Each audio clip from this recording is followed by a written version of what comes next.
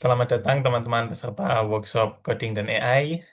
Perkenalkan, nama saya Abdurrahman Syarif Asegaf. Di sini saya sebagai pemateri untuk workshop coding sesi ini. Nah, perkenalkan, saya ini mahasiswa Sistem Informasi Universitas Surabaya Angkatan 2022. Saat ini saya sedang semester 7. Nah, di sini saya diminta untuk mengisi materi untuk coding dengan menggunakan Python. Oke, bisa langsung aja masuk ke materinya.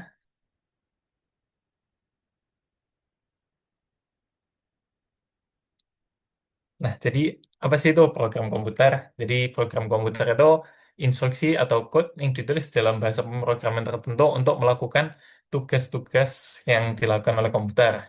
Program komputer itu juga dirancang untuk memproses data, melakukan perhitungan, mengelola informasi, dan melakukan berbagai fungsi lainnya.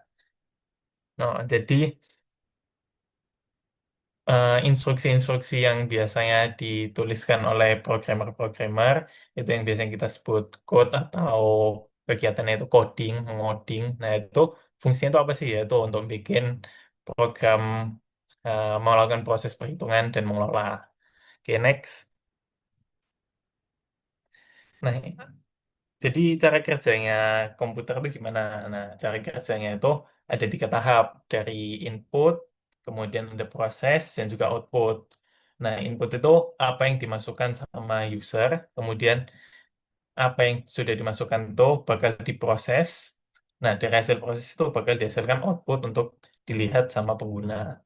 Nah, untuk contoh realnya itu, contoh gampangnya itu saat kalian menggunakan kalkulator.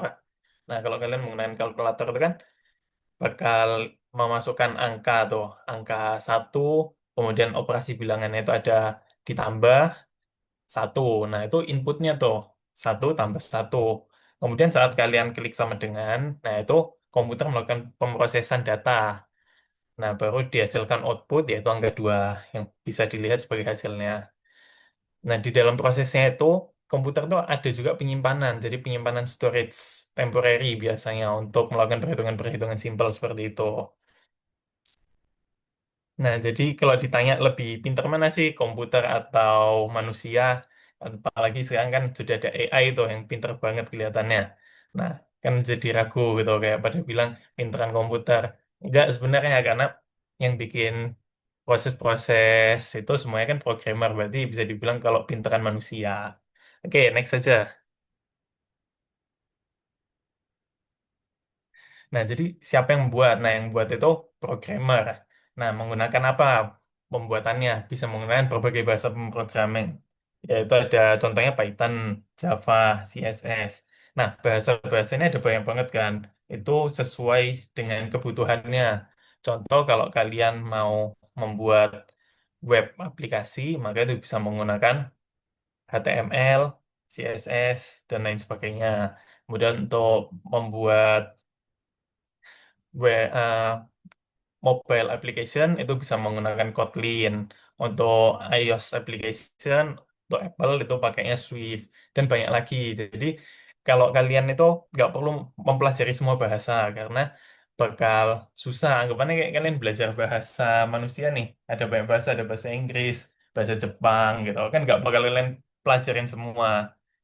Nah, jadi pelajarin sesuai bidang minat kalian gitu. Kemudian programnya itu dijalankan bisa di berbagai perangkat, contohnya kayak di laptop, smartphone, tablet, sama desktop. Next. Nah, di saat membuat itu kan ada yang namanya proses coding yang dilakukan sama programmer, membuat code, membuat instruksi yang dapat dijalankan sama komputer. Nah, itulah yang disebut dengan coding. Nah, penulisannya itu juga menggunakan bahasa-bahasa yang tadi. Ditulisnya itu di mana? Bukan di Microsoft Word atau di Google Docs, tapi ada namanya Visual Studio Code, ada macam-macam lainnya. Nah, jadi ada aplikasi lain untuk menuliskan code-code tersebut. Contohnya kalau nanti kita bakal belajar Python tuh, itu bisa pakai Google Colab punyanya Google atau bisa pakai Visual Studio Code gitu. Oke, next. Nah, manfaatnya apa sih untuk belajar coding ini? Nah, kalau kalian semua belajar coding, itu bakal mendapatkan kemampuan yang dibutuhkan dalam industri teknologi informasi, sehingga dapat meningkatkan peluang untuk karir mahasiswa ke depannya. Kemudian juga meningkatkan kemampuan dalam memahami teknologi. Coding itu bisa membantu masyarakat untuk memahami bagaimana teknologi itu bekerja. Selain itu juga meningkatkan kemampuan logika dan juga algoritma. Jadi membantu siswa untuk mengembangkan logikanya mereka gitu. Next. Nah, jadi lanjut aja kita langsung belajar coding menggunakan Python. Apa aja sih persiapannya? Nah, kalau kalian mau tanpa internet, berarti kalian harus download dulu Python di internet. Nah, nanti setelah itu kalian install di laptop kalian, baru kalian jalankan di Visual Studio Code. Atau kalau kalian nggak mau download, tapi kalian tuh harus menjalankannya secara online ya. Jadi itu bisa pakai text editor Google Colab. Caranya gimana? Langsung aja buka di Google, bisa di browser kalian, bisa Google dan lain-lain. Kemudian kalian ketik Google Colab. Nah, nanti setelah itu kalian login dan bisa langsung aja start new notebook. Nah, kalau saya start new notebook, tampilan kalian bakal seperti ini.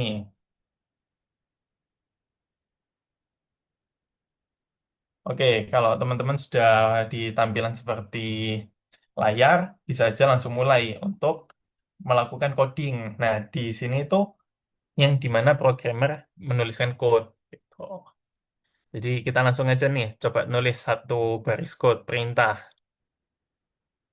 Biasanya kalau baru belajar coding nih pasti ada langkah-langkahnya itu suruh untuk menjalankan Hello World. Nah, ayo teman-teman kita jalankan perintah Hello World.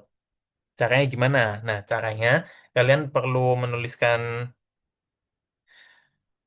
instruksi atau menjalankan sintaks namanya, yaitu print.